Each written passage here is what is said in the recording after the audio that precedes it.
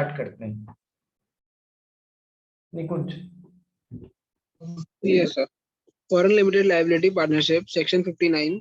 The central government may make rules for provision in relation to establishment of place of business by foreign LLP within India and carrying on their business therein by applying or incorporating with such modifications as appear appropriate the provisions of the Companies Act 1956 or such regulatory mechanisms with such composition and as may be prescribed.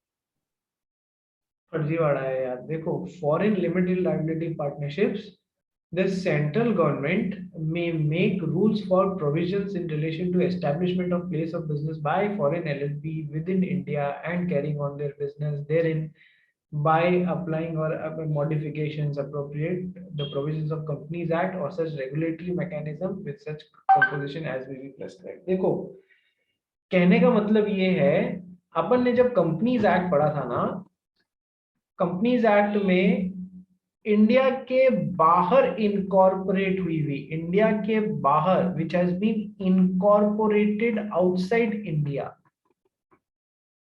ऐसी companies तो लाखों करोड़ों अरबों में होंगी संख्या में, ठीक है। लेकिन हमारे लिए फॉरेन कंपनी कौन होती थी? क्या डेफिनेशन पढ़ी थी अपन ने फॉरेन कंपनी की?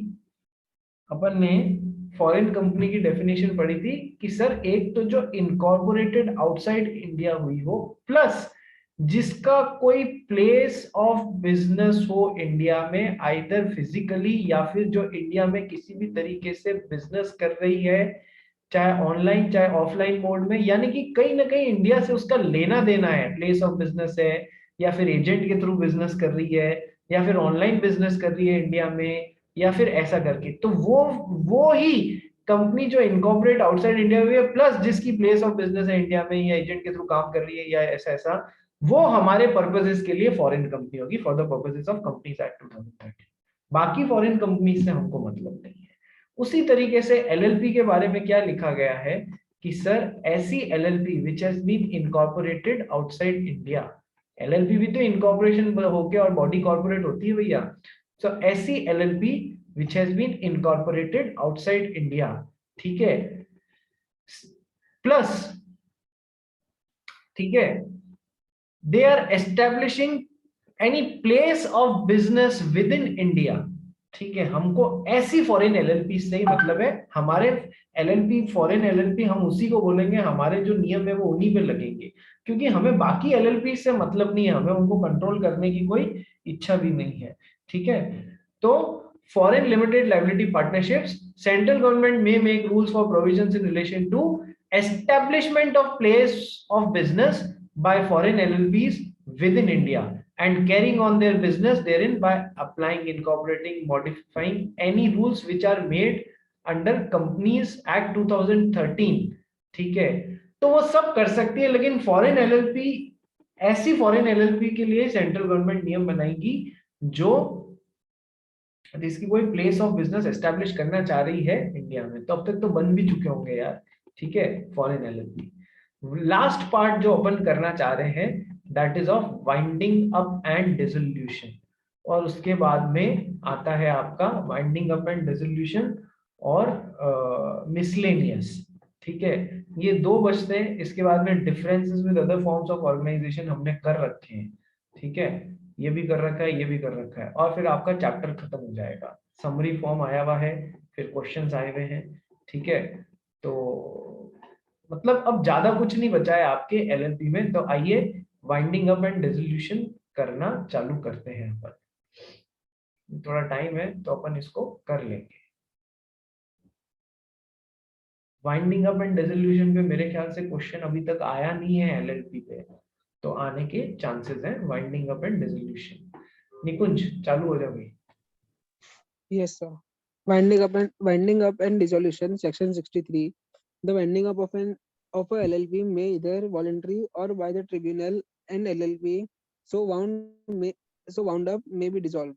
देखो, winding up of an LLP में भी आइदर वॉलेंटरी, या तो अपनी इच्छा से वो एलएलपी वाइंड अप हो सकती है, या फिर जो ट्रिब्यूनल है उसके ऑर्डर से वाइंड अप हो सकती है। यानी एक तो अपनी इच्छा से बोल रही है एलएलपी, ये भी जब एलएलपी अपनी इच्छा से वाइंड अप होना चाहेगी ना, तो उसे कहाँ अप्लाई करना पड़ेगा? ट्रिब्यूनल में।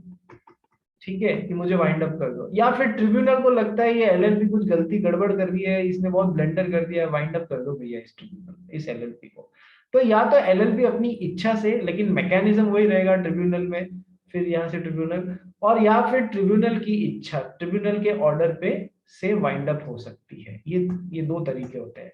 ठीक है, so the winding of LLP में बी आइदर वॉलेंटरी और बाय द ट्रिब्यूनल, ये दो तरीके से। And the LLP so wound up may be dissolve, जब हम उसको वाइंड अप कर रहे हैं तो उसको, जब उसकी मैटर्स को वाइंड अप कर रहे हैं ना, तो उसको खत्म भी कर देंगे। So wound up may be dissolve. आगे,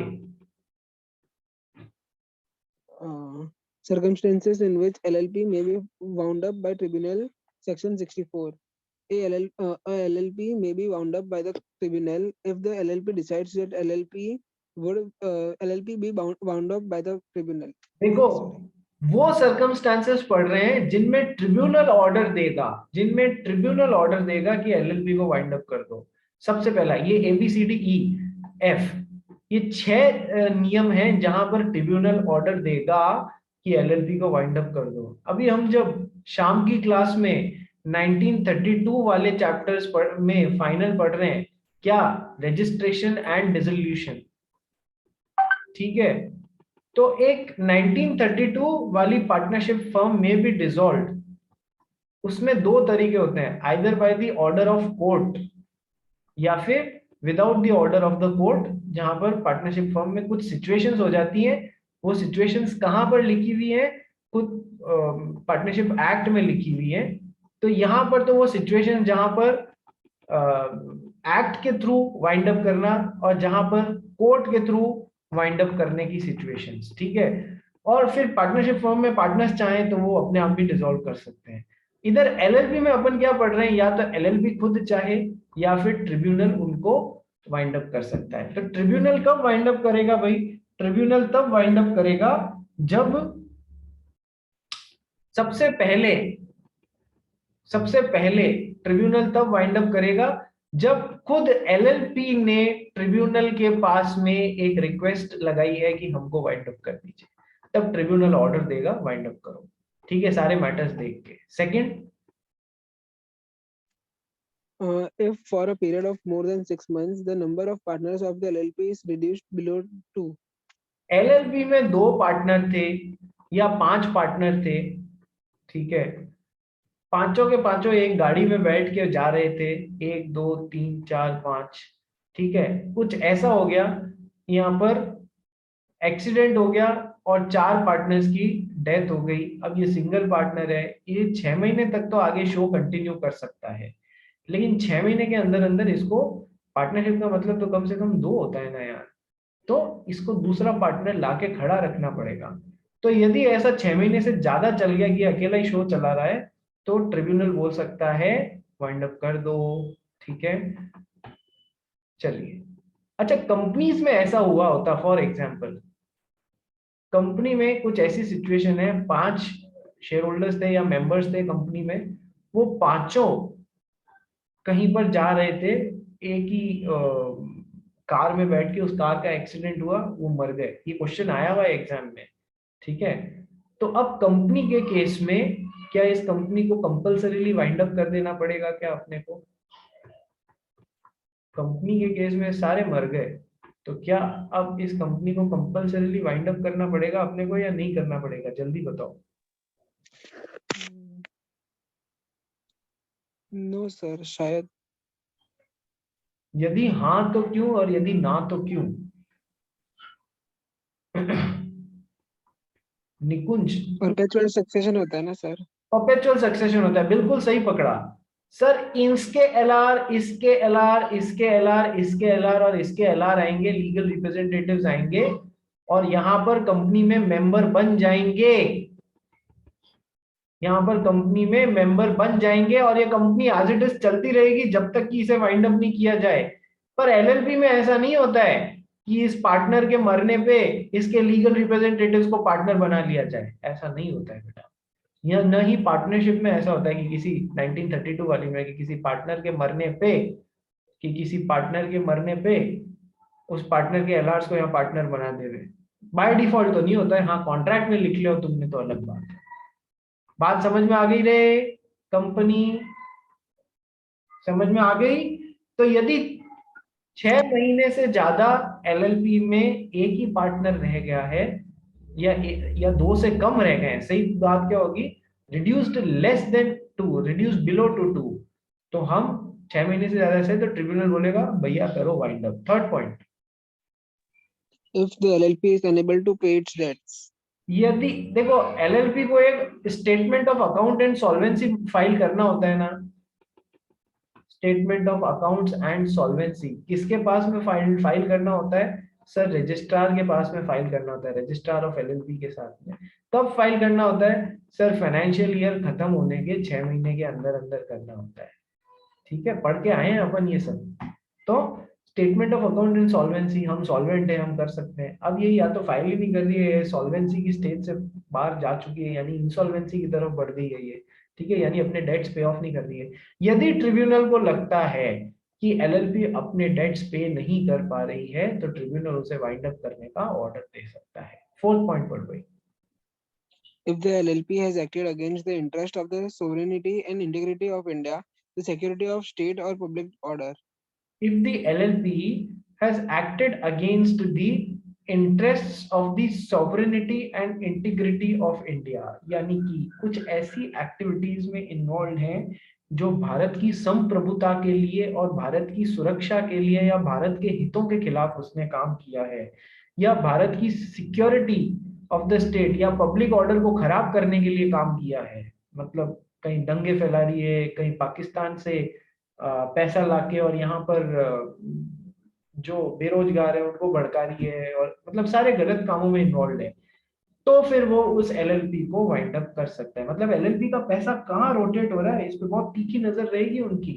ठीक है, आतंकवाद गतिविधियों में तो नहीं लग रहा है, यदि ऐसा लगता है तो वो एलएलपी को वाइंड अप कर सकते हैं। पांचवा तरीका पढ़ गई, If the LLP has made a default in filing with the registrar of the statement of accounts insolvency or annual return for any 5 consecutive financial years. देखो यदि उस एलएलपी ने रजिस्ट्रार के साथ में statement of account and solvency या annual return continuous 5 financial years एक के बाद एक के बाद एक तक फाइल नहीं किया है, तो फिर ट्रिब्यूनल बोलेगा वाइंड अप कर दो भैया, ये तो मरी हुई सी है। ठीक है, बात कॉन्जिक्यूटिव आना चाहिए। कॉन्जिक्यूटिव मतलब पहला साल 2020 21 21 22 22 23 23 24 24 25 एक के बाद एक कंटिन्यूस कॉन्जिक्यूटिवली 5 साल तक उसने statement of account and solvency या एनुअल रिटर्न फाइल नहीं किया है, तो ट्रिब्यूनल बोल सकता है उसको वाइंड अप कर दो। लेकिन यदि ऐसा है उसने 3 साल फाइल नहीं किया, चौथे साल फाइल कर दिया और 5वें साल फिर फाइल नहीं किया, 3 साल फाइल नहीं किया, चौथे साल फाइल कर दिया, 5वें साल नहीं किया, तो क्या ये कॉन्जिक्यूटिव 5 साल हुए क्या एक के बाद एक? नहीं सर, कॉन्जिक्यूटिव नहीं हुए। इसका मतलब ये है कि इस बेसिस पे फिर ट्रिब्यूनल उसको वाइंड अप नहीं कर पाएगा। ठीक है, क्योंकि यहाँ पर वर्ड क्या यूज लिया गया है, कॉन्जिक्यूटिव, एक के बाद एक 5 साल continuously. Last, Or if the tribunal is of the option that it is just and equitable that the liability, the LLP be wound up. If the tribunal is of the opinion, option नहीं रहे, opinion, ये बहुत बड़ा right they दिया है tribunal को, tribunal को बहुत बड़ा राइट दे दिया है।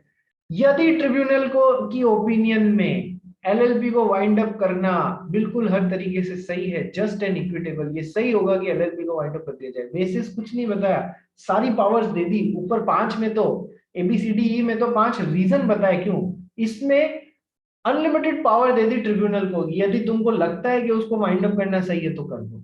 If the tribunal is of the opinion that it is just and equitable that the LLP be wound up, then you should wind it up. ठीक है, पढ़ इसको। Rules for winding up and dissolution, section 65. The central government may make rules for the provision in relation to the winding up of and dissolution of LLP. Sir देखो, हर act के under rules भी बनते हैं, क्योंकि सब कुछ यदि हम एक्ट में ही लिख देंगे तो वो एक्ट इतना बड़ा हो जाएगा कि फिर पढ़ने में मजा नहीं आएगा। ठीक है, तो हम ऐसा करेंगे, इससे रिलेटेड शेड्यूल 1 है या इससे रिलेटेड ये रूल्स हैं। ठीक है, तो एलएलपी की वाइंडिंग अप से रिलेटेड या डिसोल्यूशन से रिलेटेड सेंट्रल गवर्नमेंट रूल्स बना सकता है। सर अभी तक बन भी चुके होंगे, ज्यादा अपने को दिमाग लगाना नहीं है। नेक्स्ट इज मिसलेनियस, अलग अलग बातें। ठीक है, तो अब ये मिसलेनियस वाला पार्ट बचा है। ठीक है, मिसलेनियस वाला पार्ट जो है वो पूरा करके, और मैं आपको, अपन कल इसके क्वेश्चंस भी अलग अलग तरीके के डिस्कस करेंगे। ठीक है, आज यहीं पर खत्म करते हैं। Kanodia, yes sir. 27 एंड 28 अपने पास अभी भी बचे हुए हैं ना? Yes sir. ठीक है, तो मेरा एक बहुत बड़ा प्रेशर रिलीव हो गया कि तेरे तू अब आना बंद कर देगी, फिर तेरे एग्जाम्स का टाइम आ जाएगा, उससे पहले अपन लोग एलएलपी पूरा कर लेंगे। क्या तुमको एलएलपी अभी तक जितना भी समझाया अच्छे से समझ आया या नहीं आया? Yes, sir. Yes sir. मेरी एक पर्सनल ओपिनियन है कि इस बार मुझे लगता है जो चेंजेस आए हैं ना, अमेंडमेंट्स आए हैं जो मैंने तुमको पहले कराए थे, क्वेश्चन उनमें से ही किसी पे आएगा। और बहुत हद तक लगता है कि डेजिग्नेटेड पार्टनर जैसे नहीं आ जाए। ठीक है, या फिर जो registration of changes in partners, मतलब उसमें से जो भी किया है ना अपन ने, एक 15 पेज का एक जो अपन ने डॉक्यूमेंट पढ़ा था, जैसे कि स्मॉल एलएलपी, वो भी बहुत इंपॉर्टेंट है। तो सर यहाँ पर कहीं ना कहीं अपने को क्वेश्चन मिल जाना चाहिए। ये बाकी का इसलिए भी पढ़ा रहा हूँ क्योंकि 5 नंबर मायने रखते हैं, यदि नहीं पढ़ाता और इसमें से कुछ आ जाता तो तकलीफ हो जाती, बट 90% उस अमेंडमेंट में से ही आएगा, ये बात ध्यान रखना। चलिए, कल मिलते हैं और अगले 2 दिनों में एलएलबी को खत्म करते हैं। कल 9 बजे मिलेंगे, आज शाम को, आज रात को 9 बजे मिलेंगे 1932 के लिए। That's all for today.